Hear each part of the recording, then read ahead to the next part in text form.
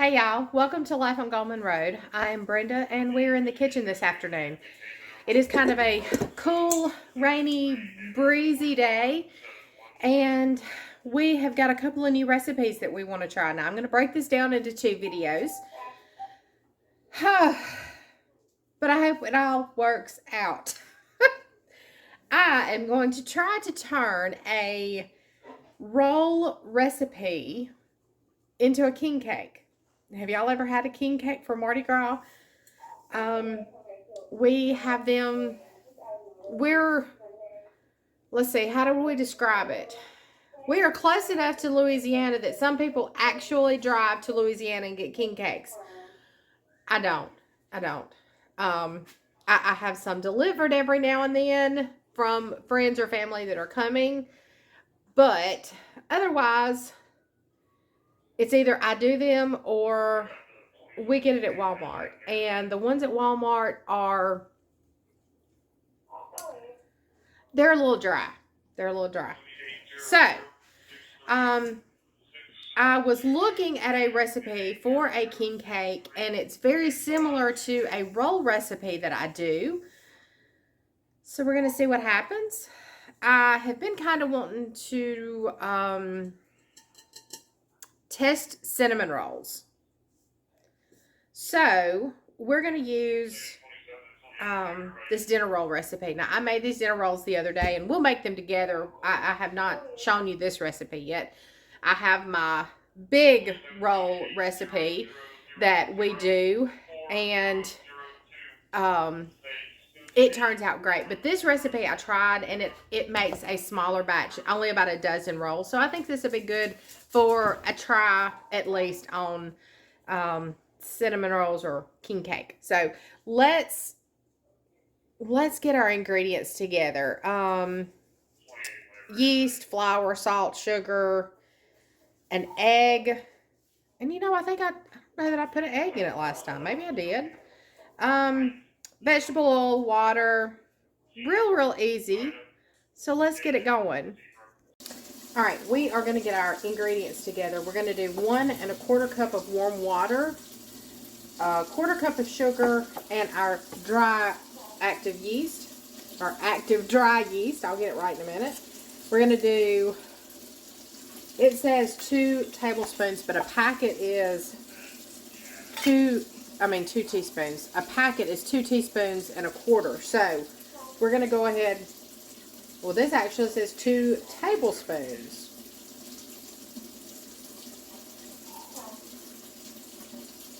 Let me get a tablespoon. Okay. Got our tablespoon, so we're going to do 2 tablespoons of yeast. And I buy mine in the bricks and just put it in the jars and into the refrigerator, and they stay great. Okay, so 1 1/4 cup of water, and then we're going to get a 1/4 cup of sugar. Let me get our water. All right, poured our water in. Our water temperature was 109. We don't want anything that is going to kill our yeast. Let me see if this has a 1/4 of a cup. It does.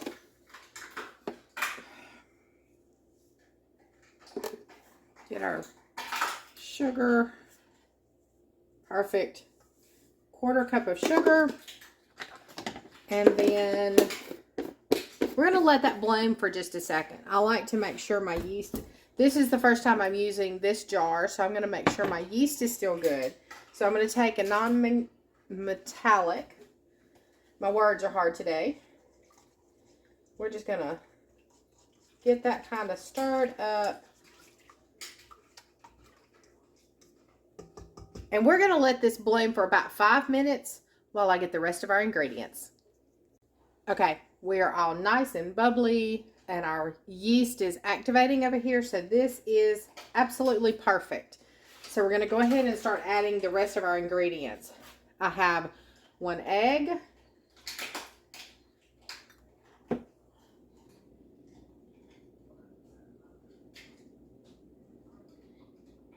I double measured my oil because it doesn't have a third on here, and I wasn't quite sure if I was, hitting the mark. So this is a 1/3 cup of vegetable oil. I need to get a teaspoon of salt.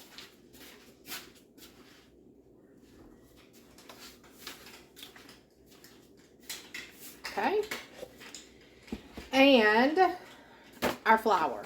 So on our flour, we need 3 3/4 cup. So let's see what we can do. This is just all-purpose flour. I don't have any bread flour or anything. So that is 2 cups. 2 cups. And then we're needing a cup and 3/4. There it is.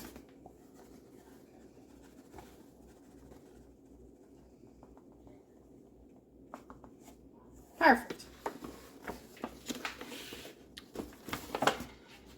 All right, we're going to add that in. Now,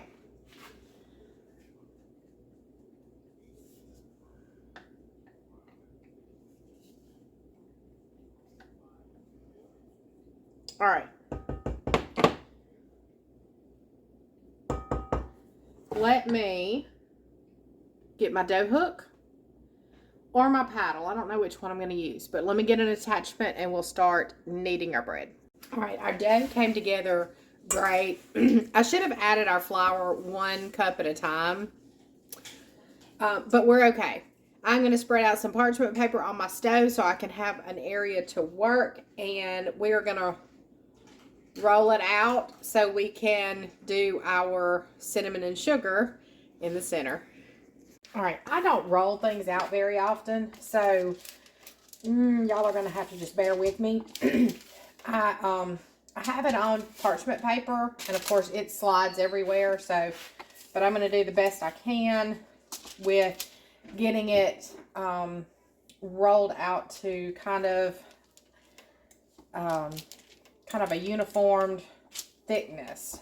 And it would be nice if it was kind of in a rectangle kind of shape. So we'll see what we can do, but I don't want to overwork it very much. So I'm going to roll this out and see what happens. All right, I have butter in the microwave, but is this enough? I have no idea, but we're going to go with it. I want to get it all together before, you know, we get too far into the rise. So I have some butter just softened here in the microwave. Some melted, some softened. So we're going to just smear it on. Is this going to work? I don't know. I don't know, but we're going to see.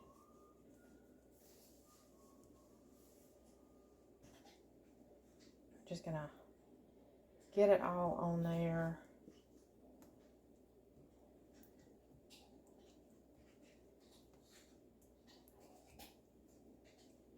And then we're going to sprinkle this with cinnamon and sugar. So we'll see how that goes.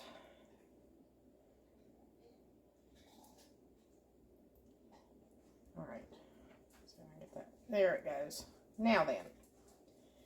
All right. Let's get some cinnamon and sugar.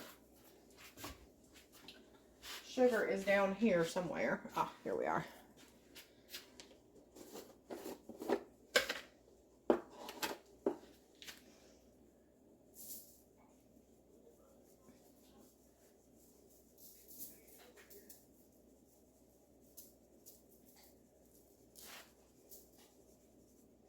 Okay.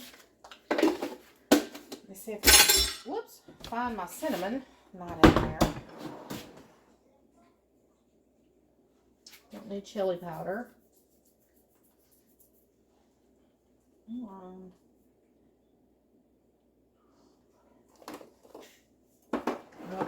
Let me find my cinnamon.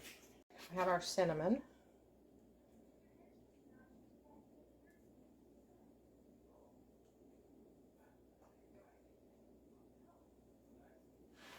Okay. Now, oh, got a little bit of, do the last of that butter in there. All right. We're just going to kind of roll it up and pray for the best.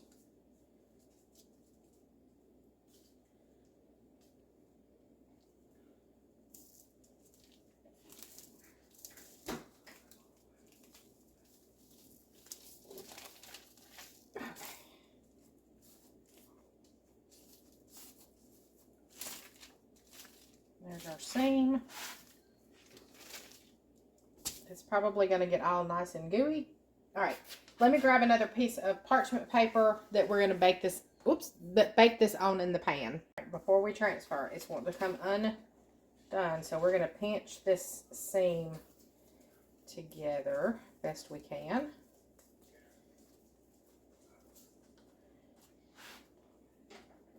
All right.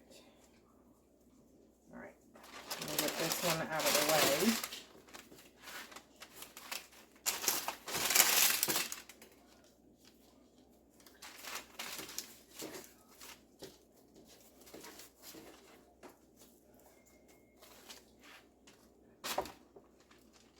I'm going to do the same side down.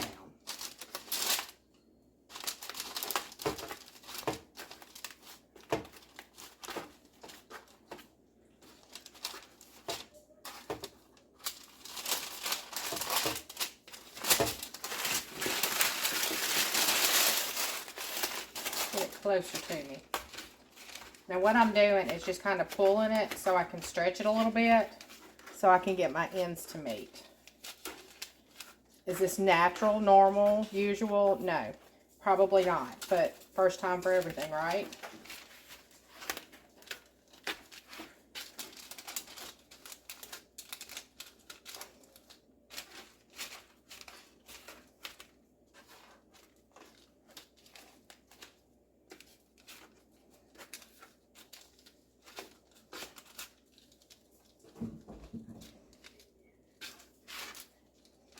Okay, so we have a ring. We're going to let this rise for just a little bit before we put it in the oven. Although you don't have to, it can go directly into the oven. But we're going to let it rest and rise for just a minute. Okay, our oven made it to 375. This did poof just a little bit, so we're going to go ahead and put it in. I think we're supposed to cook it for about 30 minutes. We will check it and see at that time. All right, y'all, I have my supper on back behind me. It's going to go with another video that I'm doing. So be on the lookout for Cuban cigars on the grill. Weird name, huh? Anyway, we are going to do our king cake. We have got some powdered sugar, a little bit of liquid. I think it's some vanilla. Anyway, let me pull up a little recipe and we will glaze our king cake.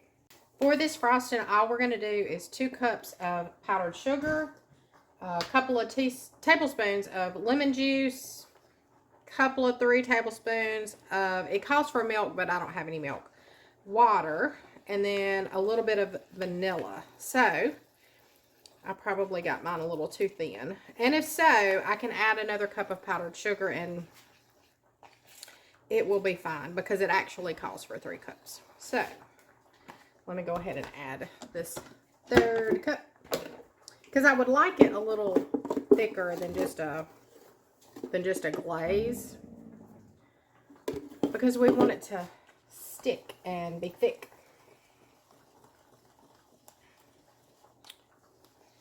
Yeah.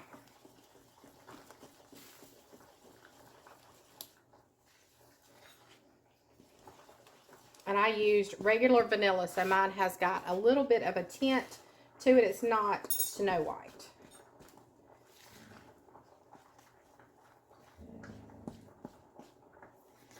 All right, let me get this whisked together and all the lumps out. All right, let's see what we can get done.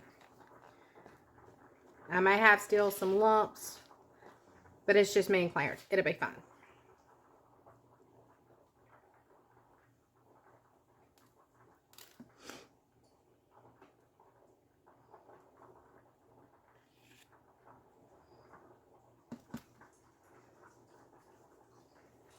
And we're just going to let it run down the sides.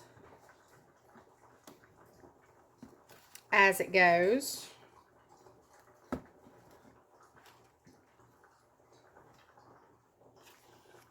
Now you can also put in a dried bean, or you can get the little baby that, you know, is in every king cake.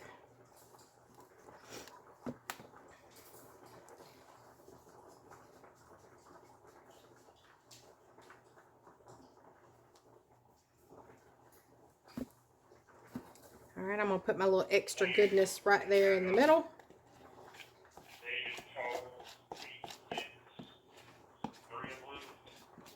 All right, there we go.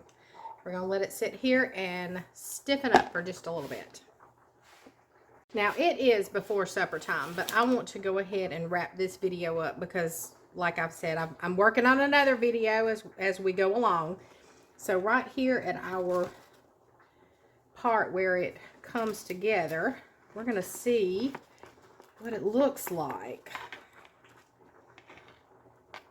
And of course, it's going to be sticky. Woo. All right. Can you see the inside? I see the swirl. Let's take a bite.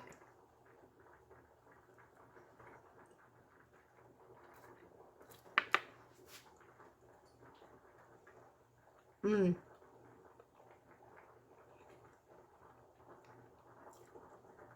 That's pretty good.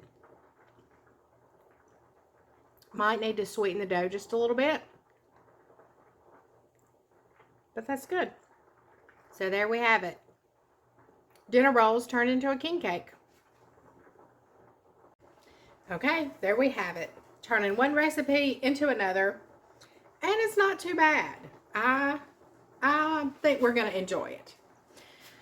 Anyway, I appreciate you jumping on and liking and subscribing to the channel, hanging out with me here in the kitchen or out on the farm. I appreciate each and every one of you. So until next time, I'll see you later.